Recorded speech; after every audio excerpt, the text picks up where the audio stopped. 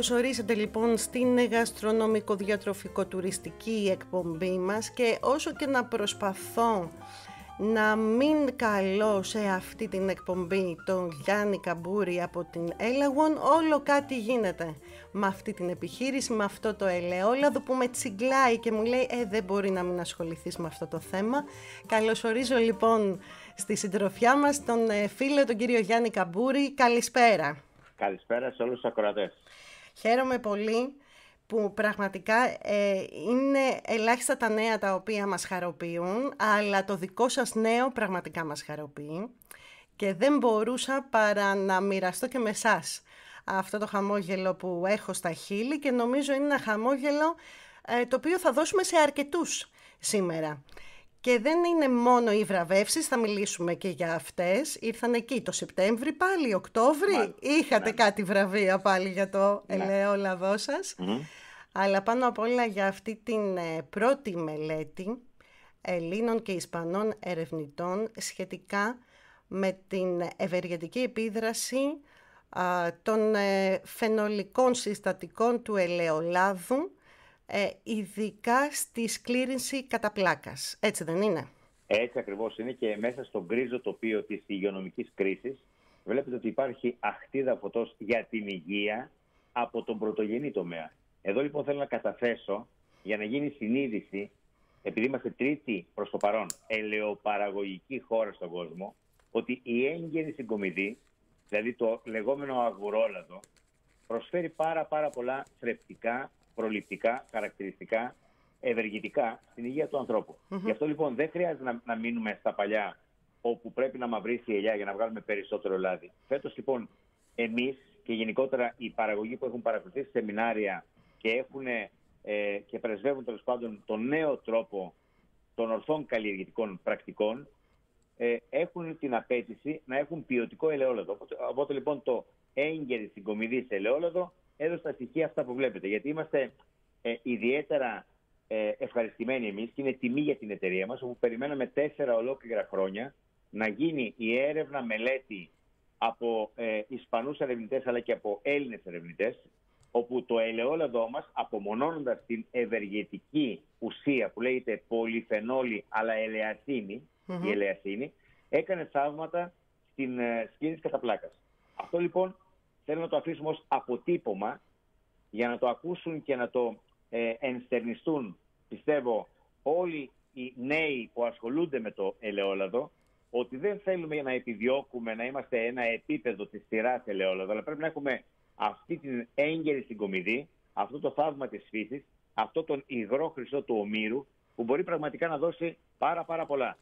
Θα έλεγα εδώ ότι η καθημερινή κατανάλωση εξαιρετικού παρθένου ελαιολάδου πρώιμης εσοδείας, δηλαδή έγκαιρης συγκομιδής, αγορόλαδο λοιπόν, αλλά με πιστοποιημένη την υψηλή περιεκτικότητα σε φαινόλες, αυτό ποιος μπορεί να μας το δώσει? Μπορεί να μας το δώσει, ας πούμε, εμείς συνεργαζόμαστε με το Καποδιστριακό Πανεπιστήμιο και το Κέντρο Ελιάς για την Υγεία, που είναι παγκόσμιος οργανισμός και εδρεύει στην Αθήνα, με πρόεδρο την Ελένη Μέλιου. Και εδώ θέλω να στείλω τα συγχαρητήρια, την υπομονή τους και την πραγματικά, πώς θα το πούμε τώρα, συμπαράστασή τους σε αυτό το τομέα. Όχι μόνο στην Ελένη τη Μέλιου, αλλά και στον Προκόπη το Μαγιάτη, όπου με αυταπάρνηση προσπάθησαν να μου δώσουν οδηγίες, θυμάμαι μόνο στο λεωτριβείο, και αυτό θέλω να το πω πρώτη φορά στη δική σας εκπομπή, νύχτα, και βγάζαμε τις ελιές και μιλούσα στο τηλέφωνο με τον Προκόπη το Μαγιάτη.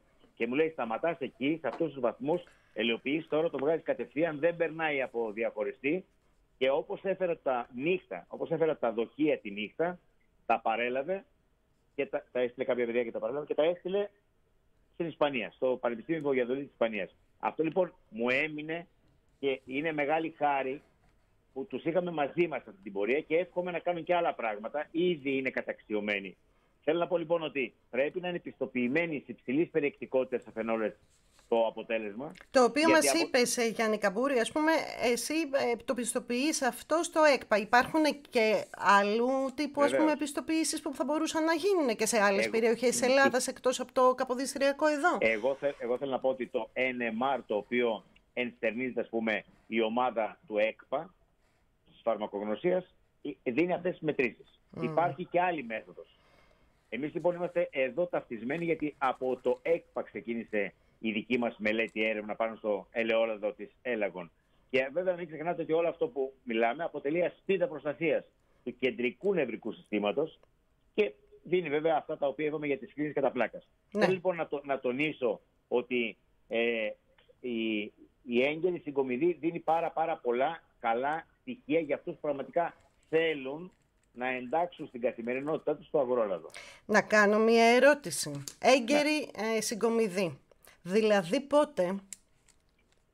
Εμείς ξεκινήσαμε 5 Οκτωβρίου, Μάλιστα. 12 Οκτωβρίου τελειώσαμε, καθημερινά ελαιοποιούσαμε στο τρίωρο, καθημερινά ελαιοποιούσαμε στο τρίωρο, αφού τα μαζέψαμε, τα πήγαμε κατευθείαν στο ελαιοτριβείο, έγινε με κατάλληλη θερμοκρασία, με κατάλληλη μάλαξη όλη αυτή η διαδικασία.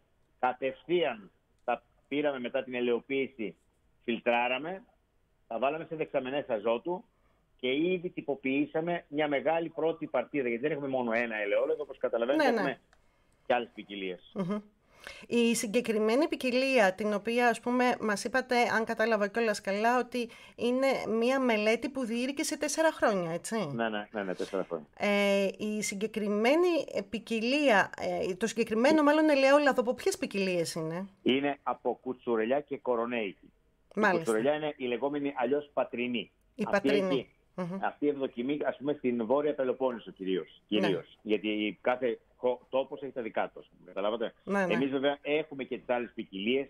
Την Αθηνολιά από την Λακωνία, την Αγριελιά με την Ποτσικολιά από την Ηλία, Μεγαρίτη και Αμφίση από την Λαμία. Έχουμε διάφορους ελαιώνες. Οπότε κάθε ποικιλία προσπαθούμε να την δώσουμε τη δική της οντότητα και να έχει τα δικά της αρώματα και να τα διακινούμε. Αλλά ουσιαστικά το πρώτο που παίζει ρόλο, όπως μας είπατε, είναι η έγκαιρη συγκομιδή και φαντάζομαι είναι πάρα πολλά άλλα τα οποία θέλω να πιστεύω ότι πλέον τα γνωρίζουν οι περισσότεροι παραγωγοί. Είναι πολύ σημαντικό να τα γνωρίζουν, είναι πολύ σημαντικό να παρακολουθούν σεμινάρια, να εξελίσσονται, έτσι. Και είναι βεβαίως πάρα πολύ σημαντικό να πιστοποιούν και αυτές τις πολυφενόλες. Αυτό είναι πολύ ωραίο που λέτε, αλλά μην ξεχνάτε ότι ένα 30% έχει υπόψη αυτό το οποίο λέτε. Δηλαδή, οι περισσότεροι τι λένε, τι απόδοση είχες, 5-1, 4-1, εμείς δεν είχαμε 4-5-1. Αυτό που γίνεται Δεκέμβρη, Γενάρη, ξέρω εγώ, εμείς είχαμε 8-1, στην Αγριελιά είχαμε 19 κιλά 1, έτσι πάνε αυτά. Γιατί αν θέλεις να έχεις μαζί σου το 30% του καταναλωτικού κοινού, δεν μας ενδιαφέρει το 70% που πάει και αγοράζει το λεγόμενο ελαιόλαδο, τι γράφει από κάτω, εξευγενισμένα παρθένα ελαιόλαδα. Εμείς λοιπόν θέλουμε να έχουμε αυτό, τα λεγόμενα healthy foods. Εδώ είναι το μέλλον. Το μέλλον είναι σε αυτούς που πραγματικά επιδιώκουν να έχουν προστατευτικά, να λέγαμε ελαιόλαδα ή γενικότερα τρόφιμα, τα οποία θα τους προσφέρουν στην υγεία. Βλέπετε τι γίνεται τώρα παγκοσμίως και καταλαβαίνετε ότι όσο περισσότερες αντιστάσεις έχουμε, τόσο καλύτερα είναι και για την υγεία όλων μας. Βεβαίως. Έτσι ακριβώς είναι. Το ενδιαφέρον βεβαίως με τα δικά σας ελαιόλαδα είναι ότι, και δεν ξέρω τελικώς εάν αυτά τα δύο εντός εισαγωγικών σε ένα μεγάλο βαθμό μπορεί να έχουν και μια κοινή πορεία. Ποιο? Η νοστιμιά από τη μια, έτσι, και από την άλλη η ποιότητα. Δηλαδή βλέπω ότι εσείς βραβεύεστε επανειλημμένα και στα Great Taste Awards, που είναι μια τυφλή γευσηγνωσία, δηλαδή. Ακριβώς. Ο άλλος από τη γεύση και μόνο, ουσιαστικά, εκεί βεβαίως είναι και οι δήμονες, κατανοούν ότι πρόκειται για ένα πάρα πολύ καλό ελαιόλαδο. Και πρέπει βέβαια αυτό να το μεταβιβάσουμε και να το μεταλαμπαδεύσουμε στα παιδιά μας, γιατί τα παιδιά από το σπίτι ξεκινάνε την διατροφική αγωγή τους. Όταν λοιπόν εμείς την καθημερινότητά τους θα εντάσσουμε σε τέτοιου είδους ποικιλίες και όχι στις μαργαρίνες, στα σπορέλαια ή στα ηλιέλαια, όταν θα μεγαλώσουν θα αναζητούν τέτοιες γεύσεις.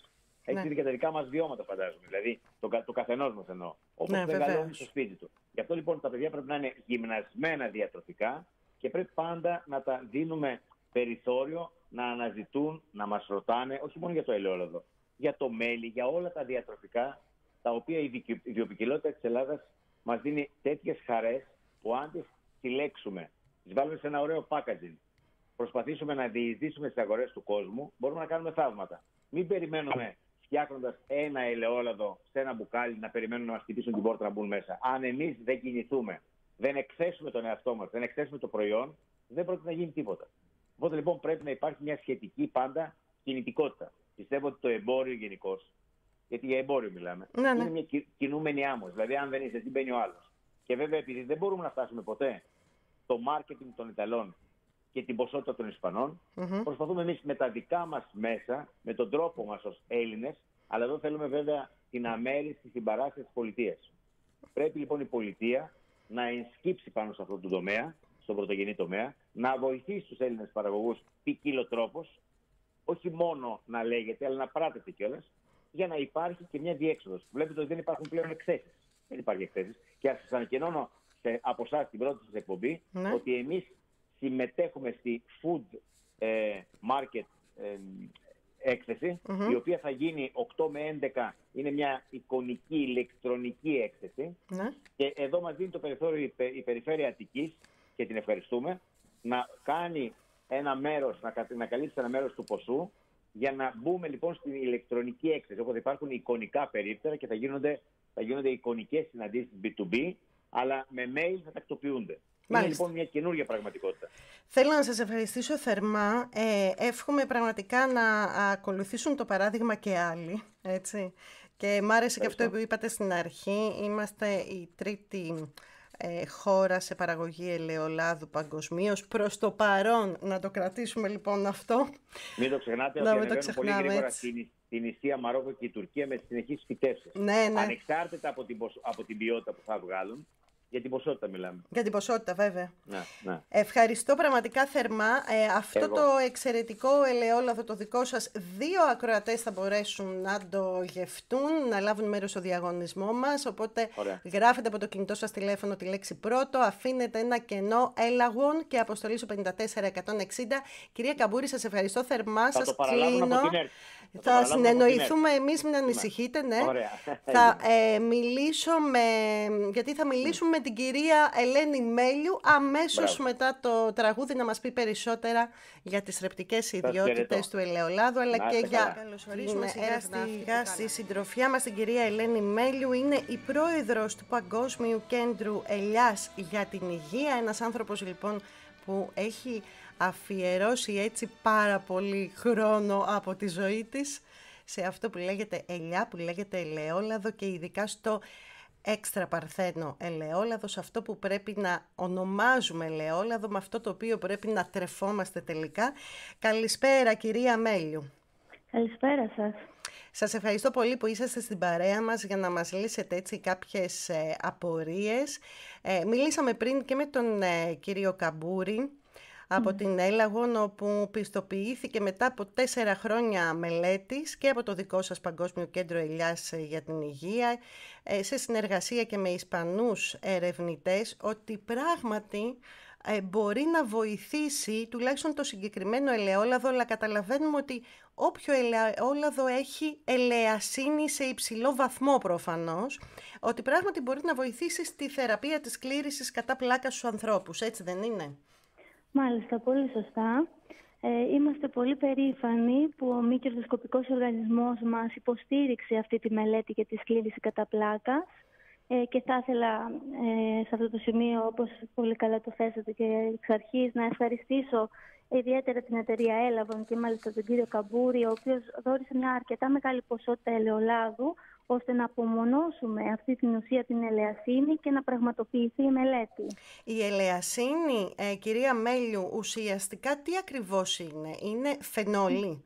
Ναι, η ελαιασίνη είναι ένα φαινολικό συστατικό του ελαιολάδου, πρώιμης συγκομιδής, το οποίο διαθέτει ισχυρές αντιοξυδοτικές αλλά και αντιφλεγμονώδεις ιδιότητες. Μάλιστα. Και για να καταλήξουμε στο συγκεκριμένο ελαιόλαδο, αναλύσαμε εκατοντάδες ελαιόλαδα στο εργαστήριό μας, στη φαρμακευτική σχολή στο Πανεπιστήμιο Αθηνών, στο ΕΚΠΑ, και καταλήξαμε στο συγκεκριμένο ελαιόλαδο, το οποίο είναι μια ποικιλία κουτσουρολιάς και κορονέικης. Όπως είπαμε, έχει ειδική επεξεργασία, έχει παραχθεί σωστά ώστε να περιέχει αυτή την ουσία, τη συγκεκριμένη. Απομονώθηκε η καθαρή ουσία και στη συνέχεια με τους συνεργάτες μας από το Ινστιτούτο Βιολογίας και Μοριακής Γενετικής του Βαγιαδολίδ στην Ισπανία, δόθηκε αυτή η ουσία σε πειραματόζα, σε ενέσιμη μορφή, σε πειραματόζα τα οποία είχαν αυτοάνωση εγκεφαλομυελίτιδα, ένα μοντέλο που μιμείται τη σκλήρυνση κατά πλάκα σε ανθρώπους, και αυτό που φάνηκε μετά από χορήγηση της ουσίας της ελεασίνης, ότι αυτή η ουσία, η ελεασίνη, έχει νευροπροστατευτική δράση στο κεντρικό νευρικό σύστημα των ποντικών. Μάλιστα. Έτσι, αναδεικνύοντας αυτό το φυσικό συστατικό του ελαιολάδος, πολλά υποσχόμενα, ευεργετικό παράγοντα για τη σκλήρυνση κατά πλάκας, και ανοίγει αυτό η μελέτη το δρόμο για τη μελέτη της επίδρασης του υψηλά φαινολικού ελαιολάδου στη σκλήρυνση κατά πλάκας σε ανθρώπους. Η οποία μάλιστα αυτή η μελέτη την έχουμε ήδη σε εξέλιξη εδώ και 2 χρόνια. Τη χρηματοδοτεί ο μη κερδοσκοπικός οργανισμός μας και έχει πολύ ενθαρρυντικά αποτελέσματα, τα οποία θα τα ανακοινώσουμε και προς το τέλος Ιουνίου. Θα είμαστε σε θέση να ανακοινώσουμε και αποτελέσματα σε ανθρώπους. Μάλιστα. Τέλεια. Κυρία Μέλιο, να ρωτήσω, έχετε προχωρήσει σε αντίστοιχες έρευνες και για άλλες ασθένειες? Γιατί ξέρουμε πάρα πολύ καλά ότι βοηθά το έξτρα παρθένο ελαιόλαδο και ειδικά το αγουρέλαιο, όπως είπατε και εσείς, πρώιμης εσοδιάς ελαιόλαδο. Βοηθά και σε άλλες ασθένειες, το Αλτσχάιμερ ας πούμε. Βεβαίως. Και σε άλλες νόσους. Υπάρχουν αυτή τη στιγμή και άλλες έρευνες πάνω σε αυτά τα κομμάτια? Βεβαίως. Ο σκοπός του μη κερδοσκοπικού οργανισμού μας είναι αυτός ακριβώς, να αναδείξουμε την αξία του ελαιολάδου, τόσο την οικονομική αλλά και τη διατροφική του, με μελέτες που κάνουμε, και την υγειοπροστατευτική του αξία, με μελέτες που κάνουμε και σε ανθρώπους κάνουμε μελέτες, γιατί δίνουμε ελαιόλαδο που είναι πλούσιο σε αυτές τις ουσίες. Οπότε έτσι είναι πιο εύκολα να κάνουμε μελέτες, γιατί το ελαιόλαδο ξέρετε ότι τρώγεται, δεν δίνουμε καθαρές ουσίες σε ανθρώπους, δίνουμε αυτούσιο ελαιόλαδο, το οποίο όμως είναι μετρημένο, και ξέρουμε ακριβώς τι ουσίες, τι φαινόλες έχει μέσα και τι ποσοστό από αυτές τις φαινόλες έχει μέσα. Οπότε έτσι γίνεται πάνω κάτω η έρευνα και η μελέτη. Ναι, και έχουμε κάνει αρκετές μελέτες, οι οποίες, ας πούμε, πολύ πρόσφατα δημοσιεύσαμε και κλινική μελέτη σε ανθρώπους με Αλτσχάιμερ, η οποία είναι τα αποτελέσματά της πάρα πολύ καλά. Δώσαμε πάλι σε ανθρώπους, σε συνεργασία με την Ιατρική Σχολή της Θεσσαλονίκης και την καθηγήτρια κυρία Μάγδα Τσολάκη, έγινε αυτή η μελέτη, και την ελληνική εταιρεία Αλτσχάιμερ. Δόθηκε ελαιόλαδο έτσι πλούσιο σε αυτοσυστατικά, σε φαινόλες δηλαδή, 50 ml καθημερινώς, σε ανθρώπους οι οποίοι είχαν ήπια συμπτώματα της νόσου Αλτσχάιμερ. Και τους παρατηρήσαμε για 1 χρόνο και είδαμε ότι με την κατανάλωση ενός τέτοιου ελαιολάδου υπήρχε μείωση αυτών των συμπτωμάτων. Καταλαβαίνετε, μια τέτοια ασθένεια είναι πολύ δύσκολη η αντιμετώπιση της, γιατί δεν υπάρχει κάποιο φάρμακο. Ναι. Και βλέπουμε ότι μέσω της διατροφής μας πώς μπορεί να προστατευτούμε. Γενικώς αυτά που τελικώς έλεγαν και οι αρχαίοι Έλληνες, βλέπουμε ότι επιστρέφουμε σε αυτά. Ή αν σκεφτεί κανείς ότι η μεσογειακή διατροφή, την οποία για πάρα πολλά χρόνια είχαμε εδώ στην Ελλάδα, κάποια στιγμή την ξεχάσαμε, αλλά κάναμε πολύ λάθος, γιατί το ελαιόλαδο είναι ένα βασικό και πρωτεύον συστατικό της μεσογειακής διατροφής, κυρία Μέλιου. Και νομίζω όμως ότι το μεγάλο πρόβλημα υπάρχει στον απλό μέσο καταναλωτή, ο οποίος τελικά δεν ξέρω εάν μπορεί να ξεχωρίσει, πηγαίνοντας σε ένα σούπερ μάρκετ, ποιο είναι το ελαιόλαδο αυτό που πραγματικά μπορεί να του προσφέρει έτσι 100% τις θρεπτικές ιδιότητες που μπορεί να προσφέρει ένα καλό ελαιόλαδο. Πριν βεβαίως που μας μιλούσε ο κύριος Καμπούρης, μας είπε ότι η πρώιμη συγκομιδή είναι το α και το ω, έτσι, είναι το βασικότερο. Ότι το αγουρέλαιο είναι εκείνο που έχει περισσότερες φαινόλες, και όπως κατάλαβα και από την κουβέντα μαζί σας, η ελαιασίνη που λέγαμε πριν, η συγκεκριμένη φαινόλη που είναι τόσο ευεργετική, υπάρχει μόνο στο αγουρέλαιο, έτσι. Ναι, υπάρχει στα αγουρέλαια, και πρέπει και όλη η διαδικασία στο ελαιοτριβείο να έχει γίνει σωστά. Ο καρπός να έχει πάει απευθείας στο ελαιοτριβείο. Υπάρχει μια ολόκληρη διαδικασία, την οποία και έχουμε ερευνήσει εμείς με πολλές μελέτες που έχουμε κάνει, και ξέρουμε ακριβώς πώς. Και ένας άλλος ρόλος που έχει ο μη κερδοσκοπικός οργανισμός μας είναι αυτό, να παρέχει σεμινάρια και εκπαίδευση στους παραγωγούς πώς να παράξουν ένα σωστό προϊόν. Γιατί δεν είναι ένα τυχαίο προϊόν το ελαιόλαδο, είναι ένα προϊόν το οποίο πραγματικά έχει πολύ χημεία, η παραγωγή του ελαιολάδου, γιατί γίνεται κατά τη στιγμή, όλες αυτές οι ουσίες παράγονται κατά τη στιγμή της έκκληψης του καρπού στο ελαιοτριβείο. Οπότε πρέπει να είσαι πολύ προσεκτικός σε όλες τις συνθήκες για να παράξεις ένα σωστό προϊόν. Και το άλλο που σωστά πολύ θέσατε είναι πώς ο καταναλωτής ξέρει τι ελαιόλαδο θα προτιμήσει, ποιο ελαιόλαδο έχουν αυτές τις ουσίες. Και εκεί πάλι ο μη κερδοσκοπικός οργανισμός μας παρέχει πιστοποιητικά. Η πιστοποίηση είναι η λύση σε αυτό. Γιατί δεν μπορεί να παίρνουμε κάτι που δεν ξέρουμε τι έχει μέσα. Ενώ η πιστοποίηση, το τι έχει μέσα, το πόσες φαινόλες έχει, σου δείχνει ότι πράγματι αυτό το προϊόν είναι ένα σωστό προϊόν, έχει αυτά τα υγειοπροστατευτικά συστατικά, έχει γίνει με έναν σωστό τρόπο, οπότε αμέσως το ξεχωρίζει αυτή η πιστοποίηση από τα άλλα προϊόντα. Αυτό θέλω να πω, κυρία Μέλιου, δηλαδή. Γιατί όταν αγοράσουμε εμείς ένα ελαιόλαδο από το σούπερ μάρκετ, στην καλύτερη των περιπτώσεων αυτό που διαβάζουμε είναι η οξύτητα. Δηλαδή δεν έχουμε τη δυνατότητα να διαβάσουμε για τις φαινόλες, ας πούμε, και πόσες φαινόλες μπορεί να έχει. Στην περίπτωση, ας πούμε, του κυρίου Καμπούρη ή όποιου τέλος πάντων σας χτυπά την πόρτα, παίρνει μια πιστοποίηση που δείχνει και πόσες φαινόλες, ας πούμε, υπάρχουν. Ότι Ακριβώς. Και αυτά τα ελαιόλαδα που παίρνουν την πιστοποίηση μπορούν αυτή την πιστοποίηση να τη συνοδεύουν με το ελαιόλαδό τους και έτσι ο κάθε καταναλωτής να έχει γνώση για τις φαινόλες. Βέβαια, φανταστείτε τώρα ότι ο ισχυρισμός αυτές οι φαινόλες, γιατί μας ενδιαφέρουν? Γιατί υπάρχει ένας ευρωπαϊκός ισχυρισμός υγείας, ο οποίος βγήκε το 2012 και μιλάει για ελαιόλαδα τα οποία έχουν πάνω από μία ποσότητα αυτών των φαινολών, ότι αυτά τα ελαιόλαδα μπορούν να έχουν ισχυρισμό υγείας. Μάλιστα. Μπορεί να έχουν αυτή την πιστοποίηση δηλαδή. Και πόσοι είναι αυτοί? Είναι καινούργια πράγματα και σαφώς πρέπει και οι ελαιοπαραγωγοί πλέον να παρακολουθούν το τι γίνεται, έτσι. Βέβαια.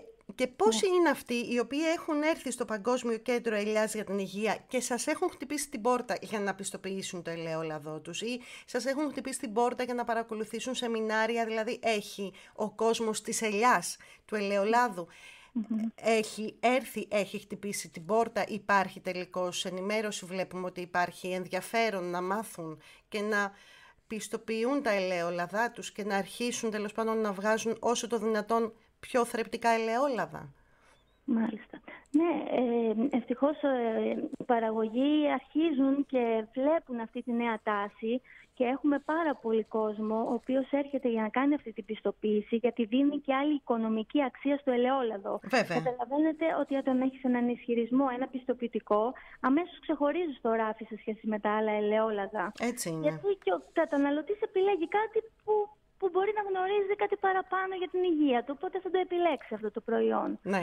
Οπότε φανταστείτε ότι και επίσης έχουμε δώσει και ένα άλλο κίνητρο στους παραγωγούς, γιατί αυτό θέλει και μεράκι για να κάνεις ένα τέτοιο προϊόν. Θέλει κόπο. Δεν είναι ένα τυχαίο προϊόν όπως είπα πριν, δηλαδή παίρνεις ελιές όποτε να είναι, μαύρες ελιές, τις πας στο ελαιοτριβείο, κάνεις λάδι. Θέλει πολύ κόπο για τον παραγωγό για να παράξει ένα τέτοιο προϊόν. Θέλει γνώση, θέλει όλο αυτό το πράγμα. Οπότε και εμείς έχουμε δώσει και ένα κίνητρο στους παραγωγούς στο Παγκόσμιο Κέντρο Ελιάς και έχουμε κάνει τον πρώτο διαγωνισμό στον κόσμο που αξιολογούμε, τους δίνουμε βραβεία τους δίνουμε βραβεία όσον αφορά την περιεκτικότητα σε φαινόλες. Οπότε δίνουμε κίνητρα στους παραγωγούς να παράξουν ένα σωστό ελαιόλαδο. Και μάλιστα ο διαγωνισμός μας, φανταστείτε, που με ρωτάτε για νούμερα, είναι ένας από τους μεγαλύτερους διαγωνισμούς στον κόσμο, γιατί μετράει, δίνει βραβεία με βάση κάτι πολύ αντικειμενικό, με μια μέτρηση. Ναι. Με τη μέτρηση των φαινολών. Ναι. Και είχαμε, φανταστείτε, πέρσι 2.500 παραγωγούς από όλο τον κόσμο. Μας έφεραν και από την Καλιφόρνια, ελαιόλαδα από την Ιταλία, από την Ισπανία, από την Κύπρο, από διάφορες χώρες τέλος πάντων ελαιοπαραγωγοί και συμμετέχουν στο διαγωνισμό, παίρνουν βραβεία, παίρνουν πιστοποίηση και έτσι αρχίζουν και μαθαίνουν για τις φαινόλες, για το καλό ποιοτικό ελαιόλαδο. Μάλιστα. Γιατί έπεσε φέτος η τιμή του ελαιολάδου, γνωρίζετε, κυρία Μέλιου? Μάλιστα. Λοιπόν, η τιμή, όπως είπατε και πριν, αυτά είναι καινούργια πράγματα, οι φαινόλες. Βέβαια, εντάξει, το 2012 έχει βγει ο ισχυρισμός, αλλά χρειάζεται εκπαίδευση του κοινού, του καταναλωτικού και του καταναλωτή και του παραγωγού. Βεβαίως. Τώρα, όπως είπατε και πριν, τι είπατε, στο σούπερ μάρκετ τι υπάρχει, μόνο η οξύτητα. Ναι. Μόνο η οξύτητα. Αυτά είναι παλιά πράγματα. Γι' αυτό το λόγο, δηλαδή, αν δεν υπάρχει γνώση, ας πούμε, πώς θα επιλέξει το καλό λάδι, γιατί για σκεφτείτε, η χώρα μας είναι μια χώρα που παράγει το 80% της παραγωγής της και παραπάνω είναι έξτρα παρθένο ελαιόλαδο. Ναι, ναι. Σε σχέση με την Ισπανία που δεν έχει τόσο πολύ έξτρα παρθένο ελαιόλαδο, παράγει παρθένο ελαιόλαδο.